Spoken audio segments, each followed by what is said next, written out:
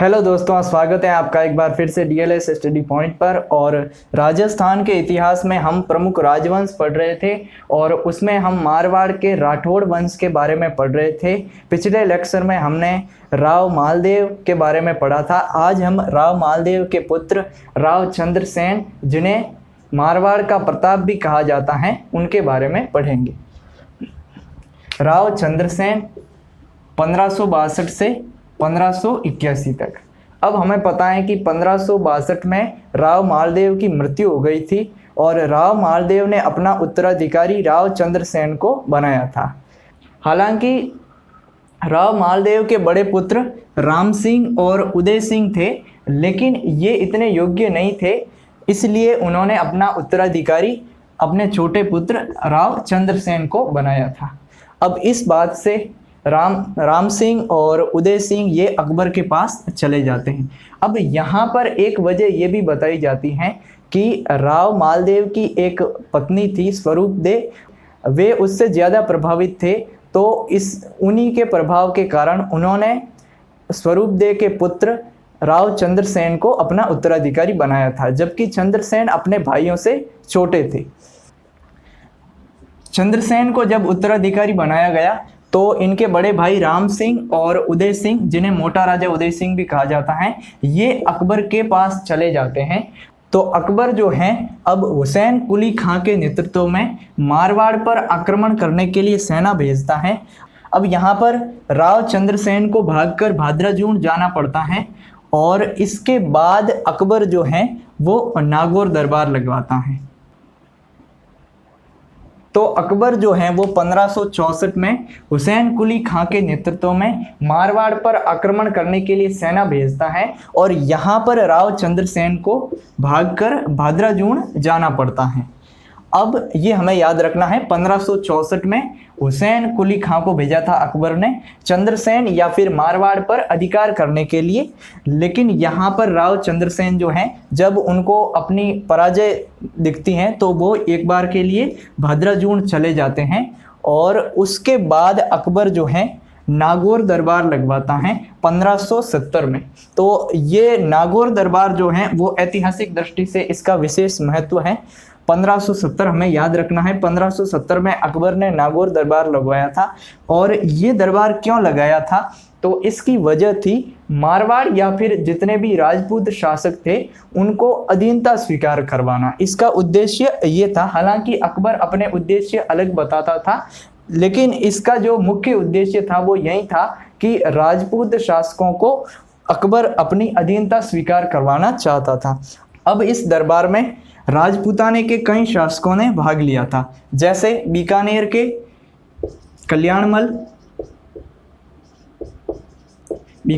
कल्याणमल अपने पुत्रों सहित राय सिंह और पृथ्वीराज राठौड़ को लेकर आए थे और ये बीकानेर के शासक थे उस समय। जैसलमेर के शासक राय भाटी, ये भी उस समय इस दरबार में आए थे। इसके अलावा रणथंभौर बूंदी के सुरजनहाड़ा और मारवाड़ के शासक उस समय थे, जैसा कि हमें पता है 1562 में राव चंद्रसेन बने थे। तो राव चंद्रसेन भी इस दरबार में उपस्थित होते हैं और इनके भाई राम सिंह और उदय सिंह ये भी इस दरबार में उपस्थित होते हैं, नागौर दरबार में उपस्थित होते हैं। ये मारवाड़ के थे, ये तीनों भाई थे। तो अब यहाँ पर जो है अकबर को जब इस बात का पता चलता है कि राव चंद्रसेन जो है उनको शासक बनाया गया है, तो फिर अकबर जो है यहाँ पर राव चंद्रसेन के पक्ष में बात नहीं करता है। तो इस बात से नाराज होकर राव चंद्रसेन जो हैं वो यहाँ से चले जाते हैं, यहाँ से वो सिवाना चले जाते हैं और राम सिंह की तरफ झुकाव ज़्यादा होता है अकबर का। राम सिंह की तरफ अकबर का झुकाव देखकर राव चंद्रसेन जो है इस दरबार से चले जाते हैं और सिवाना चले जाते हैं। अब यहाँ पर अकबर जो है एक प्रकार से बीकानेर के शासक कल्याणमल को और जैसलमेर के शासक हर्राय को, और एक प्रकार से चंद्रसेन के जो भाई थे राम सिंह और उदय सिंह, इनको अपनी अधीनता स्वीकार करवा देता है। अब बात मेन मुद्दे पर आते हैं कि राव चंद्रसेन को मारवाड़ का प्रताप क्यों कहा जाता है। अब यहाँ पर 1570 में राव चंद्रसेन ने जो रास्ता चुना, वो चाहते तो अकबर की अधीनता स्वीकार कर सकते थे और शांतिपूर्वक शासन कर सकते थे, लेकिन अब यहाँ से उन्हें दर दर भटकना पड़ता है, अपना जीवन जो है उन्हें जंगलों में बिताना पड़ता है, लेकिन फिर भी वो अकबर से निरंतर लड़ते रहते हैं, अकबर की सेना से लड़ते रहते हैं, लेकिन वो अकबर की अधीनता स्वीकार नहीं करते हैं। विशेषकर सारण की पहाड़ियों में ये रहते हैं और वहीं से अकबर की सेना का मुकाबला करते हैं और जीवन भर लड़ते रहते हैं। जबकि ये बाकी राजपूताने के जो शासक थे, जैसे बीकानेर के शासक थे, जैसलमेर के शासक थे, या फिर अन्य जो शासक जिन्होंने अधीनता स्वीकार कर ली थी, वो बड़े आराम से रहते थे और यहाँ पर अपने अपने राज्य में शासन करते थे। तो इसी वजह से राव चंद्रसेन को मारवाड़ का प्रताप कहा जाता है या फिर प्रताप का अग्रगामी कहा जाता है, क्योंकि महाराणा प्रताप ने भी यही रास्ता अपनाया था। जब अकबर ने उनके पास शिष्टमंडल भेजे थे अधीनता स्वीकार करवाने के लिए, तो महाराणा प्रताप ने भी यही रास्ता चुना था। उन्होंने भी अधीनता स्वीकार नहीं की थी, हालांकि उनके पास ज़्यादा स्रोत थे और उनके बारे में हमारे पास में ज़्यादा जानकारी है, जबकि चंद्रसेन के बारे में हमारे पास में इतनी जानकारी नहीं है। तो इसी वजह से राव चंद्रसेन का महत्व हम कई बार भूल जाते हैं और इसी की वजह से इन्हें एक उपाधि और दी जाती है, मारवाड़ का भूला बिसरा राजा। अब अकबर ने जब नागौर दरबार लगवाया था, तो यहाँ पर उसने एक शुक्र नामक तालाब का निर्माण करवाया था। तो यहाँ पर इसने शुक्र तालाब का निर्माण करवाया था नागौर में, और इसने ये लोगों का ध्यान खींचने के लिए करवाया था, ताकि लोगों को ये महसूस नहीं हो कि अकबर के जो नागौर दरबार का उद्देश्य है वो राजपूताने के शासकों को अधीनता स्वीकार करवाना है। उसने लोगों को ये बताया कि उसका जो उद्देश्य है वो लोगों की भलाई है और जनता का कल्याण है। तो 1572 में अब राय सिंह को मारवाड़ का प्रशासक बना दिया जाता है। तो यहाँ से अब चंद्रसेन को सिवाना जाना पड़ता है, लेकिन कुछ समय बाद सिवाना भी उनके हाथ से निकल जाता है। तो फिर अब चंद्रसेन जो हैं वो आर्थिक तंगी के साथ सारण की पहाड़ियों में अपना जीवन व्यतीत करते हैं और इस बीच में उनके पास में जीवन निर्वाह करने के लिए भी धन नहीं होता है। तो इसी वजह से वे जो हैं हर्राय भाटी को पोकरण बेच देते हैं, और ये बताया जाता है कि 1 लाख फदिये में इन्होंने पोकरण को बेचा था। फदिये उस समय सिक्के चलते थे, तो लगभग 1 लाख फदिये में पोकरण को हर्राय भाटी को बेच देते हैं। क्यों? क्योंकि अब जीवन निर्वाह के लिए इनके पास धन नहीं था। तो इसी वजह से ये सारण की पहाड़ियों में रहते थे और इन्हें हर्राय भाटी को पोकरण बेचना पड़ा, और धीरे धीरे इनके पास जितने भी इलाके थे वो अकबर के पास चले गए थे और इनके पास अब जीवन निर्वाह के लिए भी खर्च नहीं बचा था। अब यहाँ पर राव चंद्रसेन जो है इतनी कठिनाइयों के बावजूद भी हार नहीं मानते हैं और अपनी स्वतंत्रता का ध्वज पकड़े रहते हैं, कसकर पकड़े रहते हैं। और यहाँ पर वो अब सारण की पहाड़ियों में निरंतर संघर्ष करते हुए अकबर की सेना का मुकाबला करते हुए 1581 में इनकी मृत्यु हो जाती है। इन्हीं सारण की पहाड़ियों में राव चंद्रसेन की मृत्यु हो जाती है।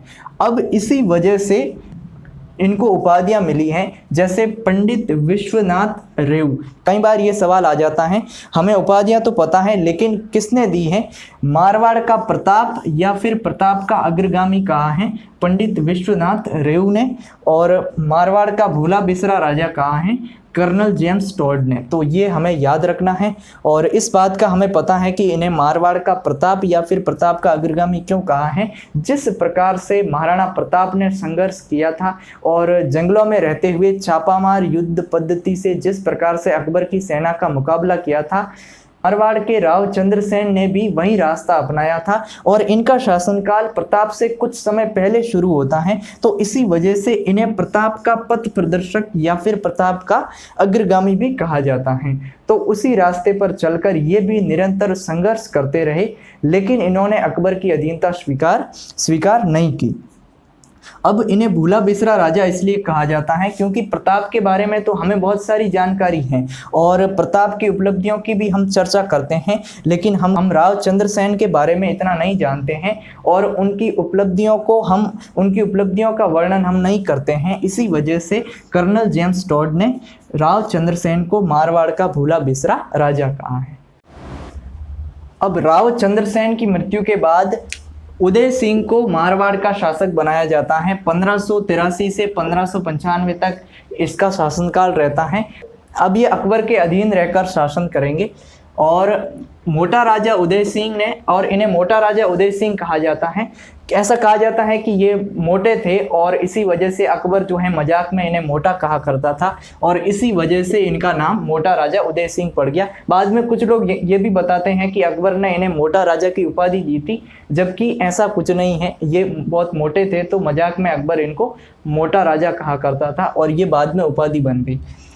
और इसने अपनी पुत्री मानमती का विवाह जो है वो जहांगीर से किया था। जहांगीर अकबर का पुत्र था और इसी मानमती को हम इतिहास में जगत गोसाई या फिर जोधाबाई के नाम से जानते हैं। जगत गोसाई और जोधाबाई भी इसी मानमती के ही नाम हैं। अब इसके बाद शासक बनते हैं सूर सिंह 1595 से 1619 तक।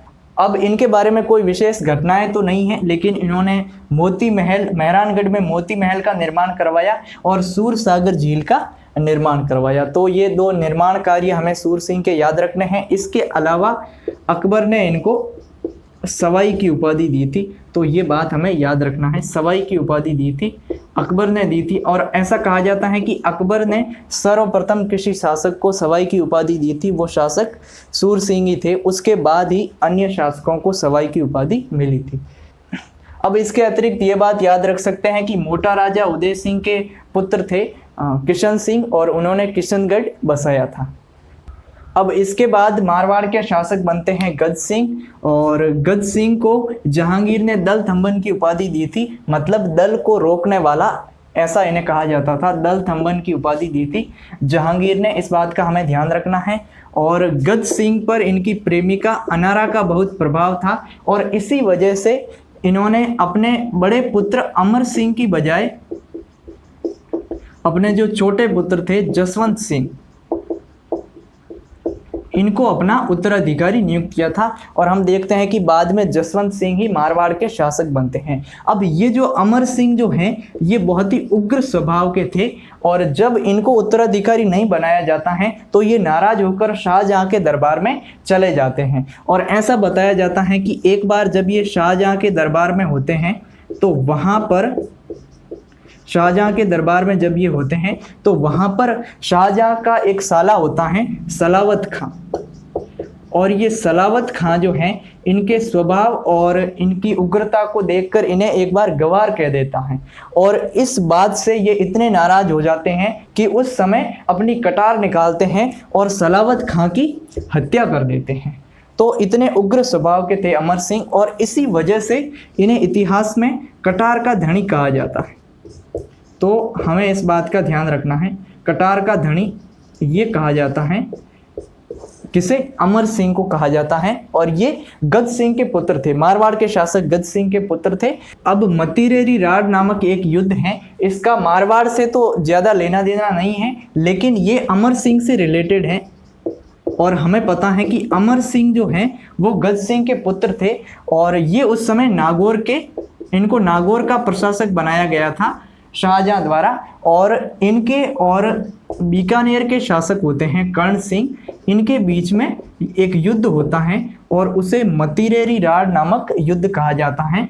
कर्ण सिंह जो थे ये बीकानेर के शासक थे और इस युद्ध की वजह मतीरा यानी कि तरबूज होता है। बीकानेर और नागौर की सीमा पर दो किसानों का खेत होता है और वहाँ पर इनकी सीमा पर एक मतीरे की बेल होती है और ऐसा कहा जाता है कि मतिरे की जो बेल होती हैं वो नागौर की सीमा से बीकानेर की सीमा में चली जाती हैं और इसी वजह से बीकानेर का जो किसान होता है वह उस पर अपना अधिकार जमाता है।